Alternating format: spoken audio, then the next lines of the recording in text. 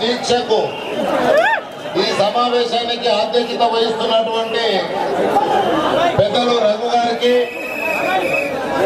శివాజీ గారికి, జనయ్య గారికి, మోహన్ రెడ్డి గారికి,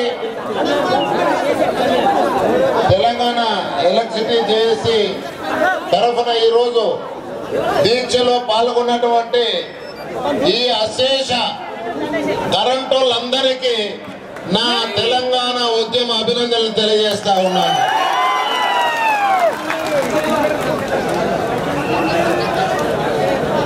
ఈరోజు మిమ్మల్ని అందరినీ చూస్తా ఉంటే తెలంగాణ ఖచ్చితంగా వస్తుంది అనేటువంటి నమ్మకం మాత్రం కలుగుతా ఉంది. ఈరోజు కిరణ్ కుమార్ రెడ్డి గారు ఒకటి ఆలోచించుకోవాలి. అయ్యా అన్ని చెప్తాను, అన్ని వింటున్నాను, చెప్తాను. ఇప్పుడు ప్రతి ఎంప్లాయీ అది ఎలక్ట్రిసిటీ కానుంటే తీసుకుంటే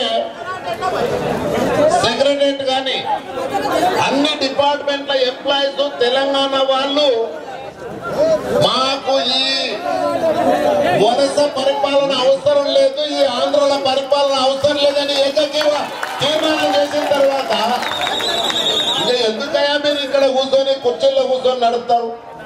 ఏం తెలంగాణలకు మాకు శక్తి లేదా? మా స్వపరిపాలన మేము చేసుకునే శక్తి లేదా? ఈజిప్ట్ లో ముబారక్ జరిగిన గతి మీకు పట్టక ముందే ఇక్కడికి వెళ్ళి అంటే బట్ట చదువుకొని ముల్లాపూట చదువుకొని పోవాల్సిందిగా కూడా ఈ రాజకీయంగా ఇక్కడికి వచ్చిన వాళ్ళని మాత్రమే కోరుతా ఉన్నాను. ఈరోజు ఇంకొక విషయం, ఈరోజు తెలంగాణలో తెలుగుదేశం పార్టీ నిట్ట నిలువున చీలింది. మేము తెలంగాణ తెలుగుదేశం ఫోరం పెట్టుకున్నాం. ప్రతి ఒక్కరూ కూడా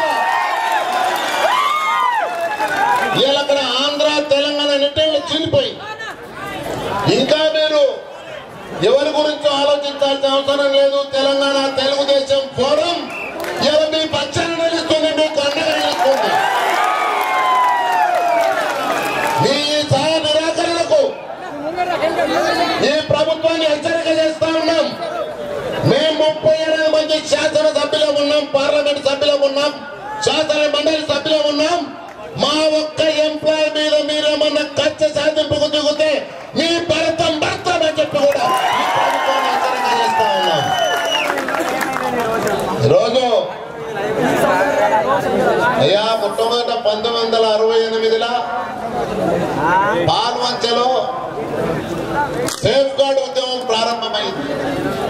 అంటే మా ఉద్యోగాలు మాకు కావాలని, మాకు రక్షణ కావాలని. 69లో ప్రత్యేక తెలంగాణ ఉద్యమంగా వచ్చింది. ఆనాడు మేమంతా విద్యార్థులం, ఏ స్వార్థం లేకుండా ఉద్యమం చేసిన వాళ్ళం. దాదాపు 7.5 నెలలు జైల్లో నేను ఉన్నాను. 100 కేసులకు పై చెల్లుకున్నా. నేను ఆనాడు ఈనాడు ఒకటే జనార్దన్ రెడ్డి, నా వాదం తెలంగాణమే, ప్రత్యేక రాష్ట్రమే నా యొక్క కోరిక. ఇలా చాలా మంది ఏంటంటే ఈరోజు ఒక్కటి ఇంతమంది తెలంగాణ వాళ్ళం తెలంగాణ ఓరుకుంటుంటే ఎందుకు రావడం లేదు అనేది ఒకటి ఆలోచిస్తే దీనికి కారణం రాజకీయ నాయకులమే కదా. ఇంకెవరికైనా సందేహం ఉందా మీకు? అందరు రాజకీయ నాయకులమే కదా.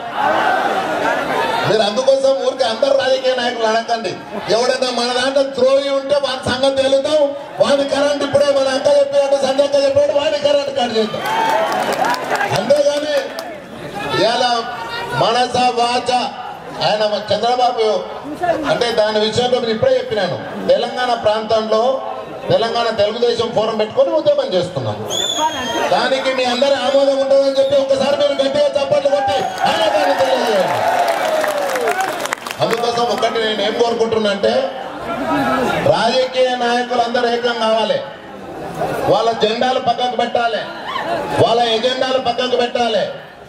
మనమందరం కలిసి ఉంటే నేను ఒకటి సింపుల్ గా అడుగుతున్నాయా, ఇప్పుడే చెప్పొచ్చిన అక్కడ మన జేఏసీ వాళ్ళు కూర్చున్నారు కదా, ఏది ఉపాధ్యాయ అంటే ఉద్యోగ ఉపాధ్యాయ కార్మిక సంఘాల జేఏసీ నాయకులకు ఒకటే చెప్పొచ్చిన, అందరు ఎమ్మెల్యేలను పిలవండి, అసెంబ్లీ నడుస్తా ఉంది, మీరు పిలిచి ఒక్కనాడు మీరు ఒక్క దగ్గర కూర్చోబెట్టండి.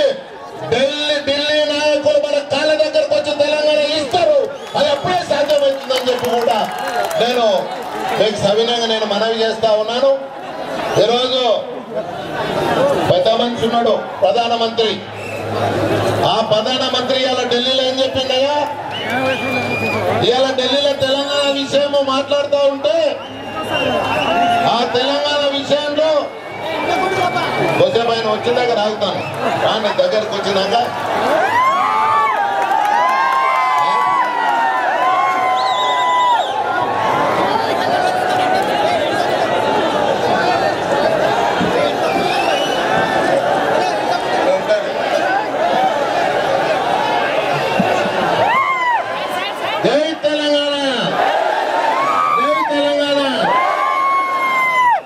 ఎందుకంటే ఆయన కూడా కొన్ని మాటలు వినాలి నావి, వినకపోతే నష్టపోతాం.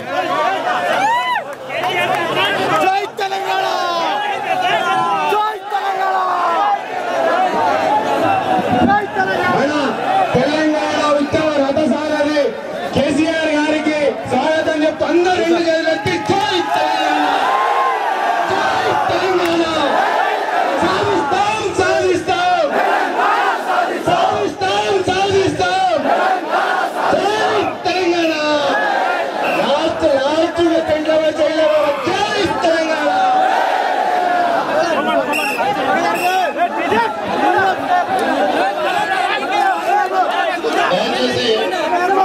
అందరూ కూర్చోండి, నిశ్శబ్దంగా ఉండండి.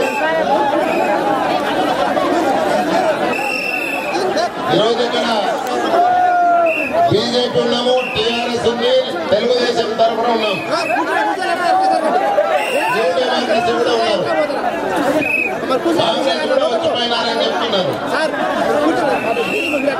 తెలంగాణ కాంగ్రెస్ ఏమి ఆంధ్రుడు వచ్చి మనతాను ఎందుకు వస్తుంటారు? ఇప్పుడు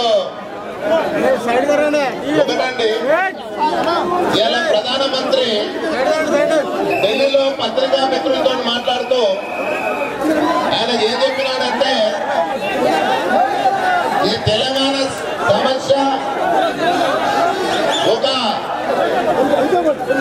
క్లిష్టమైన సమస్య, ఇది సున్నితమైన సమస్య,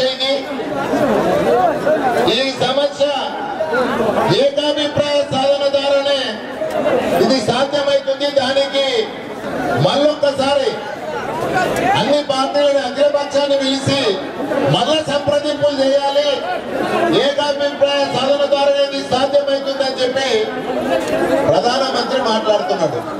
ఒకసారి ప్రధానమంత్రిని సూటిగా ప్రశ్నిస్తా ఉన్నాం, నువ్వు 2004లోనే పార్లమెంటు ఉభయ సభలను ఉద్దేశించి ఆనాడున్న అబ్దుల్ కలాం ప్రెసిడెంట్ నోట పలికించింది ఏంటగా, యూపీఏ కామన్ మినిమం ప్రోగ్రాంల కాన్సెషన్ ద్వారా తెలంగాణ ఇస్తున్నామని చెప్పి మళ్ళా ఇయ్యాల అవే మాటలు మాట్లాడుతున్నావంటే ఎందుకు 9 నాడు డిసెంబర్ 9, 2009 ప్రకటన చేసినావు?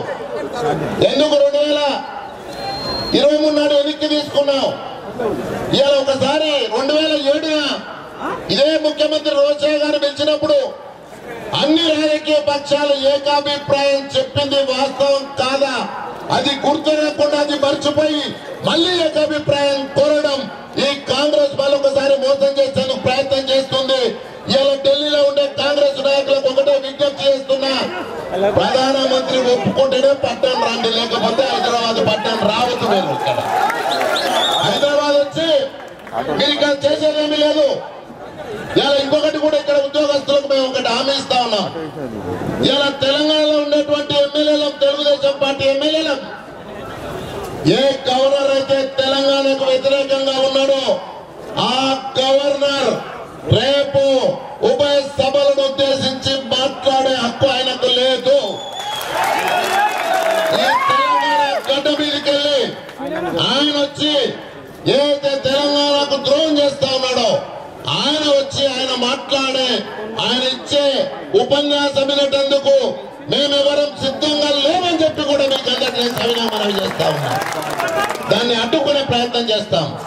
అంతేకాకుండా ఇవాళ ఇక్కడ ఉండేటువంటి పొలిటికల్ పార్టీస్ అన్నిటికీ విజ్ఞప్తి చేస్తున్నాం. ఇలా సీమాంధ్రోళ్ళు గప్చుప్పుగా చాపకిన నీళ్ళ కంటో ఒకటైపోతారు. మనం మాత్రం ఎవరు ఏదంటే వాడు పెట్టుకోవాలి. ఇది మంచిది కాదు.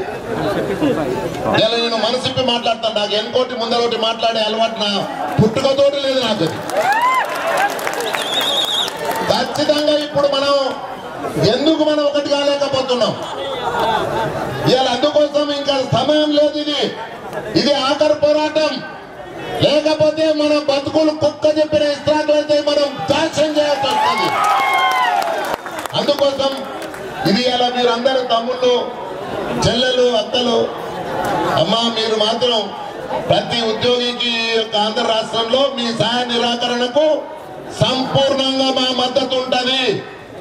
మీరు కూడా పోయి మీ ప్రాంతాల మీ ఎమ్మెల్యేల దగ్గరికి పోయి తెలంగాణ ఎమ్మెల్యేలను ఏ పార్టీ వాళ్ళైనా సరే మీరు ఐక్యం గాంధీ ఒకటి గాంధీ మొత్తం అసెంబ్లీలో కోఆర్డినేట్ చేసుకోండి, ఫ్లోర్ కోఆర్డినేట్ చేసుకోండి, ఒకటే మాట పట్టండి, ఒకటే మాట మీద ఉండండి. తెలంగాణ సాధించుకునేంత వరకు ఐక్యమత్యంగా ఉందాం. తర్వాత దాని గురించి రాజకీయాల గురించి ఆలోచిద్దామని చెప్పి ఒక్కసారి వాళ్ళందరికీ కూడా తెలియజేయాల్సిందిగా నేను సవినయంగా మనవి చేసుకుంటూ, ఇక్కడ తెలంగాణలో ఎందుకంటే మనకు ఉద్యోగాల్లో అన్యాయం జరిగింది, నీళ్లలో అన్యాయం జరిగింది, మన భూములు పోయినాయి, ఈరోజు మన ఆత్మగౌరవం పోయింది. ఇంకా మరింత న్యూనత భావం రాకుండా ఉండాలంటే మన రాష్ట్రం మనకు కావాల్సిందే. 1956 నవంబర్ 1 కంటే ముందున్న రాష్ట్రం మనం కోరుతా ఉన్నాం. మనమేం కొత్త కోరడం లేదు. 2 రాష్ట్రాలు ఒకటైనాయి. మన రాష్ట్రం మళ్ళీ మనకు తిరిగి ఇచ్చేయమని కోరుతా ఉన్నాం. ఇప్పటికే దోచుకున్నంత దోచుకున్నారు, ఇంకా మళ్ళీ మీ దోపిడీ సాగనీయమని చెప్పి వాళ్ళకి తెలియజేస్తూ, ఈ రోజు ఇన్ని సంఘాలు ఒకటై అందరు ఉద్యోగస్తులు తెలంగాణలో ఉంటే ప్రతి ఉద్యోగి తెలంగాణ కావాలనుకుంటున్నప్పుడు మీకు ఏమి హక్కు ఉంది? ఈ యొక్క తెలంగాణలో పరిపాలించే హక్కు ఆంధ్ర రాష్ట్రంలో ఉండే ఆంధ్ర ప్రాంత నాయకులు కోల్పోయినారు. తక్షణం ఈ యొక్క ప్రాంతాన్ని రాజకీయంగా మీరు విడిచిపెట్టి మీ ప్రాంతాలకు పోయి జై ఆంధ్ర అని చెప్పి మీరు అక్కడ ఉద్యోగం చేసుకోండి. ఇక్కడ మేము జై తెలంగాణ అని చెప్పి మా రాష్ట్రానికి మేము ఉపయోగపడతామని చెప్పి తెలియజేసుకుంటూ, ఈ అవకాశం ఇచ్చినటువంటి ఈ తెలంగాణ కరెంటు దీక్షలో పాల్గొన్నటువంటి అక్క చెల్లెలకు, అన్నదమ్ములందరికీ నా హృదయపూర్వక నమస్కారాలు తెలియజేస్తూ సెలవు తీసుకుంటున్నాను. జై తెలంగాణ, జై తెలంగాణ, జై తెలంగాణ. తెలంగాణ ద్రోహులారా ఖబర్దార్, ఖబర్దార్.